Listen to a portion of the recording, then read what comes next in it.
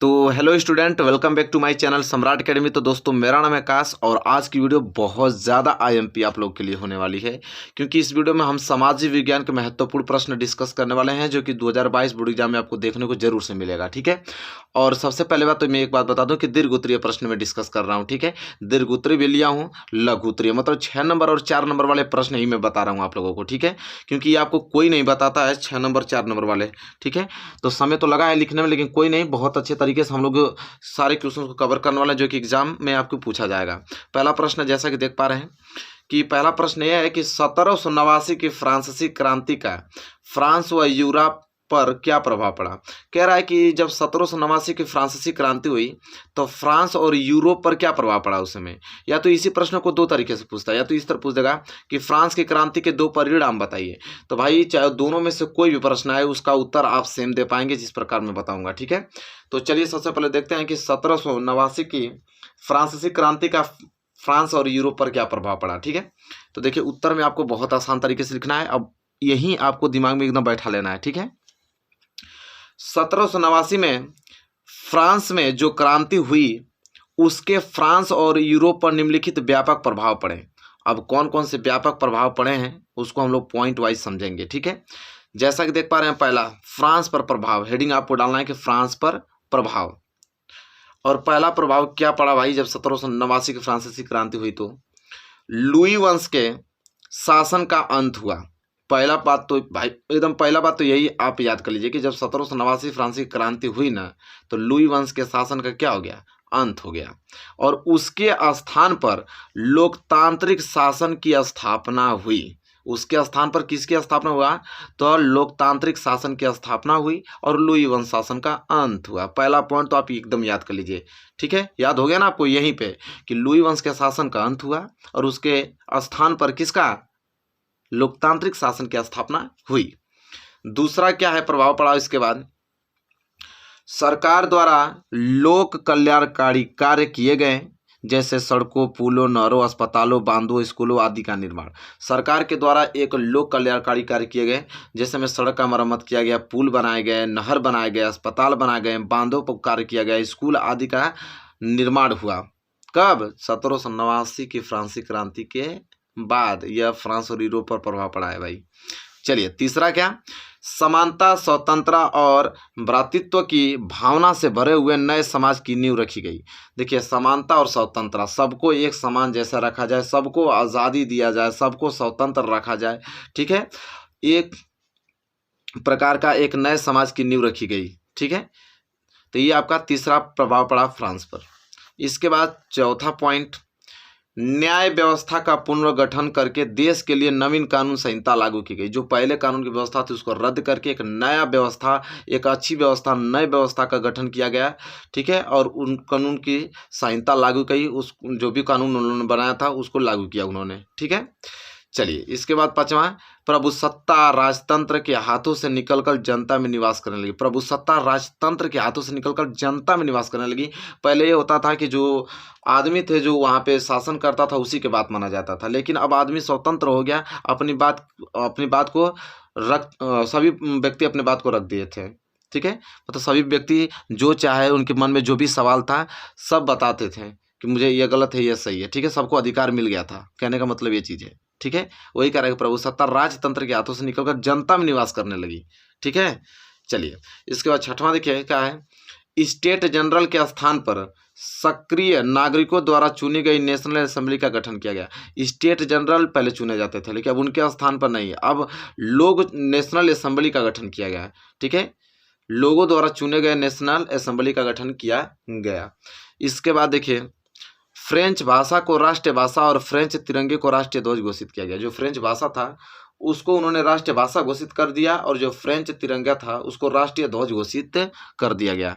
तो जैसा कि देखा यहाँ हमने बहुत पॉइंट वाइज हमने बताया आप लोगों को कि 1789 के बाद फ्रांस और यूरोप पे क्या प्रभाव पड़ा, बहुत अच्छे तरीके से हमने लिखा है और अभी जस्ट याद भी हो गया होगा आप लोगों को। एग्जाम में आएगा तो किसी न किसी प्रकार इस प्रश्न का उत्तर आप देने में सक्षम है, समझ लीजिए कि क्लियर हो गया ना। ये नहीं कि रट्टा नहीं मारना है, कंसेप्चुअल सारी चीज़ों को आपको पढ़ते जाना है, रट्टा से 1% भी नहीं मारना है, ठीक है। और वैसे भी सामाजिक विज्ञान में रट्टा मारा नहीं जाता है, क्योंकि जाहिर सी बात है किसी को याद नहीं हो पाएगा इतना। वो अपना आदमी कंसेप्चुअली याद करके जाता है, वही लिखता है अपने दिमाग से। तो हमको तो नहीं लगता कि पहले प्रश्न में आपको कोई थोड़ी सी भी परेशानी होगी, तो नहीं है तो चलते हैं क्वेश्चन नंबर दूसरे की तरफ। चलिए प्रश्न नंबर दूसरा देखिए, वेरी मोस्ट इंपॉर्टेंट है। तो भाई सरकार बोली है कि यह प्रश्न आना तय, भाई यहाँ से खिलाफत आंदोलन से एक प्रश्न बनना तय है। तो सबसे पहले हमने वही प्रश्न ही उठा लिया है कि खिलाफत आंदोलन क्यों शुरू हुआ। बहुत मोस्ट इंपॉर्टेंट, मतलब खिलाफत आंदोलन से एक प्रश्न बनना है भाई, ठीक है। इसको आपको तैयार करके ही जाना है। खिलाफत आंदोलन क्यों शुरू हुआ, बहुत विवरण तरीके से देखेंगे इसमें। तो चलिए पढ़ते हैं। लिखा है कि पहले विश्व युद्ध में ऑटोमन तुर्की की हार हो चुकी थी। देखिए पहले विश्व युद्ध जो हुआ उसमें ऑटोमन जो तुर्की का क्या हो गया था, हार हो चुकी थी। इस आशय की अफवाह फैली हुई थी, इस आशय की अफवाह फैली हुई थी कि पहले विश्व युद्ध में ऑटोमन तुर्की की क्या हो गई है, हार हो चुकी है। यह अफवाह था, और यह अफवाह बहुत जोरों शोरों से क्या थी, फैली हुई थी कि इस्लामिक विश्व के आध्यात्मिक नेता कौन, खलीफा, इस्लामिक विश्व के आध्यात्मिक जो नेता थे कौन, खलीफा, ऑटोमन सम्राट पर एक बहुत सख्त शांति संधि थोपी जाएगी।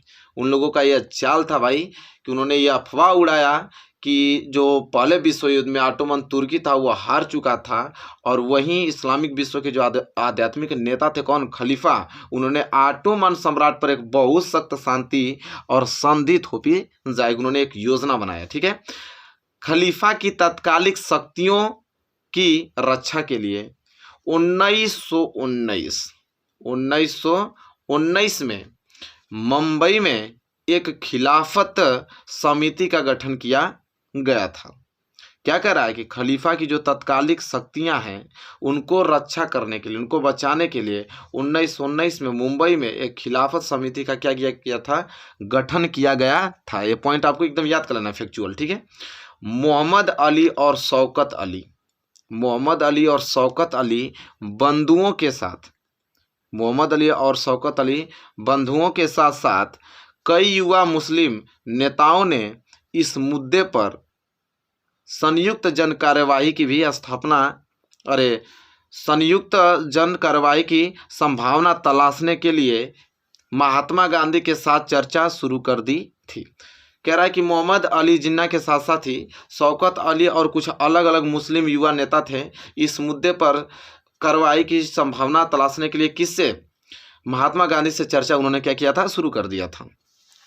सितंबर 1920 में, एक साल बाद, सितंबर 1920 में कांग्रेस के कलकत्ता अधिवेशन में महात्मा गांधी ने भी दूसरी नेताओं की राजी कर लिया कि खिलाफत आंदोलन के समर्थन और स्वराज के लिए एक असहयोग आंदोलन शुरू किया जाना चाहिए। वही 1920 में महात्मा गांधी हमारे दूसरे नेताओं के साथ संगठन कर उन्होंने योजना बना दिया कि खिलाफत आंदोलन का समर्थन और स्वराज के लिए असहयोग आंदोलन की क्या करनी चाहिए, हमें शुरुआत करनी चाहिए, ठीक है।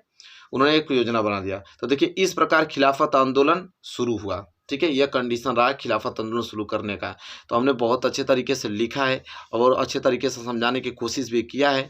बस आपको वीडियो को डाउनलोड कर इन क्वेश्चनों को आपको अच्छे हैंडराइटिंग में जैसे लिखा हूँ इसी तरह लिख कर और याद करके बोर्ड एग्जाम में पहुँच जाना। एक नंबर कटने वाले नहीं है भाई साहब, बहुत अच्छा मार्क्स अचीव करके आएंगे। और ये प्रश्न को तो रट्टा मारना है, क्योंकि बोला है कि खिलाफत आंदोलन से एक प्रश्न बनना तय है, तो भाई वो प्रश्न हमने आप लोगों को बता दिया है।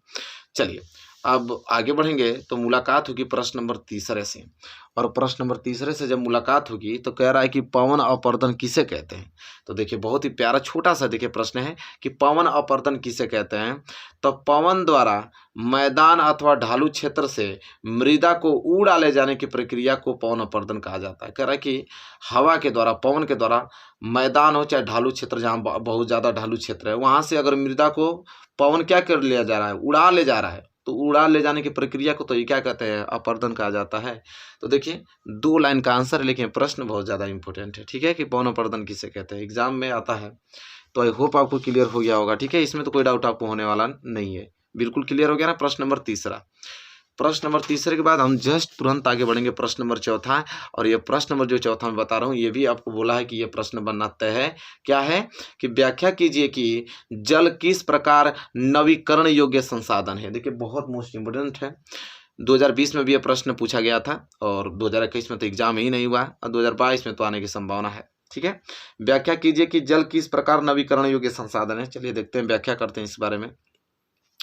जल एक नवीकरण योग्य संसाधन है क्योंकि जल एक बार प्रयोग करने पर समाप्त नहीं होता। बिल्कुल सही बात है भाई, जल एक बार प्रयोग करने पर समाप्त थोड़ी होता है, हम इसका बार बार प्रयोग कर सकते हैं, अर्थात इसकी पुनः पूर्ति संभव है। मतलब एक बार खत्म हो जाएगा तो पुनः पूर्ति हो जाएगा इसका। जैसे जल का प्रयोग यदि उद्योगों में या घरेलू कामकाज में किया जाता है तो इससे जल दूषित हो जाता है किंतु समाप्त नहीं होता है। इस जल को साफ करके फिर से इस्तेमाल करने योग्य बनाया जा सकता है।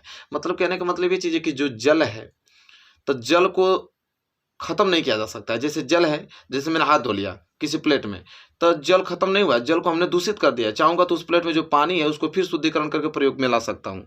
तो वो इसीलिए कह रहा है कि इसी प्रकार जल है वो नवीकरण योग्य संसाधन है क्योंकि जल बार बार हम यूज कर सकते हैं। ठीक है, वो खत्म नहीं होगा, वो गंदा हो सकता है। ठीक है, बड़े बड़े उद्योगों में पानी यूज़ किए जाते हैं तो पानी गंदे हो जाते हैं, फिर उसको हम प्यूरिफिकेशन करके शुद्धिकरण करके फिर यूज में ला सकते हैं। ठीक है, उसी को हम नवीकरण योग्य संसाधन बोलते हैं। तो हमको तो नहीं लगता कि कोई दिक्कत होगा इसमें। हमने बहुत अच्छे तरीके से सिंपल भाषाओं में इसको लिखा है हमने और याद कर लेंगे आप इसे आसान से। ठीक है, और कोई दिक्कत नहीं है, कर लेंगे ना। चलिए, एक क्वेश्चन नंबर 4 था, आई होप अब समझ में आ गया होगा। अच्छी तरीके से अपने दिमाग से भी लिख देंगे इसको। क्वेश्चन नंबर 5 की तरफ बढ़ेंगे, very most important question. Question number 5 कह रहा है कि भारतीय कृषि की कोई 3 विशेषताएं लिखिए। जो प्रश्न भाई साहब बता रहा हूँ ना, ये वीडियो अगर आपने जो भी देख रहे होंगे वीडियो, उनको तो मज़ा आने वाला है 2022 बोर्ड एग्जाम में। बस से प्रश्न तैयार करके जाएं। भारतीय कृषि की कोई 3 विशेषताएं लिखिए। तो भारतीय कृषि की 3 विशेषताएं निम्नलिखित है। कौन कौन से 3 विशेषताएं हैं? तो 3 विशेषताएं हैं। पहला है प्रकृति पर निर्भरता, कि कृषि प्रकृति पे भी निर्भर करती है। कैसे जानते हैं? तो भारतीय कृषि मानसूनी वर्षा पर निर्भर करती है। जाहिर सी बात है भाई, कोई भी जो भारतीय कृषि हम लोग की है, गेहूँ है, चावल उगा रहे हैं हम लोग, वो किस पे, मानसूनी पे, वर्षा पे क्या करते हैं, निर्भर करते हैं। बारिश नहीं होगी तो काम हो जाएगा इधर उधर। तो भारतीय कृषि मानसूनी वर्षा पर निर्भर करती है। यही कारण है कि वर्षा की अनियमितता एवं अनिश्चितता भारतीय कृषि अर्थव्यवस्था को सर्वाधिक क्या करती है, प्रभावित करती है। ठीक है, सर्वाधिक क्या करती है, प्रभावित करती है। जिस वर्ष मानसूनी वर्षा नियमित होती है, कृषि उत्पादन भी यथेष्ट मात्रा में प्राप्त होता है। इसका मतलब खाली सिंपल ये कई भाषा में जवाब देना है कि भाई जो हमारा भारतीय कृषि है ना, वो मानसूनी वर्षा पर निर्भर होता है। जिस बार वर्षा अगर नियमित रूप से अच्छी होंगी, हमारी फसल बहुत ही ज़्यादा अच्छी होंगी। अगर नियमित रूप से आप लोगों का वर्षा नहीं होता है तो वही हम लोग नहर के पानी से, ट्यूबवेल के पानी से पर्याप्त पानी हम दे नहीं पाते अपने फसल को, इसलिए फसल हमारी ज़्यादा उग नहीं पाती है और अधिक मात्रा में उग नहीं पाती है, अच्छी फसल नहीं हो पाती है। इसीलिए प्रकृति पर निर्भर करती है हमारी फसल कि अगर मानसून टाइम से अगर बारिश होए तो समझ लीजिए कि हमारी फसल बहुत ही ज़्यादा अत्यधिक और बहुत अच्छी मात्रा में उगेगी। बस यही तो बात लिखना है आप लोगों को। तो पहला हो गया आपका विशेषता है। दूसरा हमारा किस पे भारतीय कृषि निर्भर है, तो कृषि की निम्न उत्पादकता पे। अब कृषि की निम्न उत्पादकता में क्या लिखना है कि भारत में कृषि उपजों का प्रति हेक्टेयर उत्पादन अपेक्षाकृत अन्य देशों से कम है। कह रहा है कि भारत में जो कृषि है, कृषि का उपज है, वो प्रति हेक्टेयर उत्पादन अपेक्षाकृत अन्य देशों से क्या है, कम है। प्रति श्रमिक की दृष्टि से भारत में कृषि श्रमिक की औसत वार्षिक कितना उत्पादकता है, केवल $105 है। समझ लीजिए कि एक वर्ष में कितना श्रमिक औसत है, तो $105 कृषि से हम लोगों का एक वर्ष में आप लोगों का उत्पादकता होता है। ठीक है, तो आई होप आपको क्लियर हो गया होगा कृषि की निम्न उत्पादकता के बारे में। बस इतना ही पॉइंट आपको लिख देना है। ठीक है, तो अभी तो 2 पॉइंट हमने बताया, अभी 1 पॉइंट और बाकी है, क्योंकि हमने बताया था कि भारतीय कृषि की कोई 3 विशेषता लिखिए, तो 2 विशेषता हमने तो बता ही दी आप लोगों को, यहाँ तक नोट कर लीजिए। और तीसरा विशेषता यहाँ पे है कि खाद्यान्न फसलों की प्रमुखता।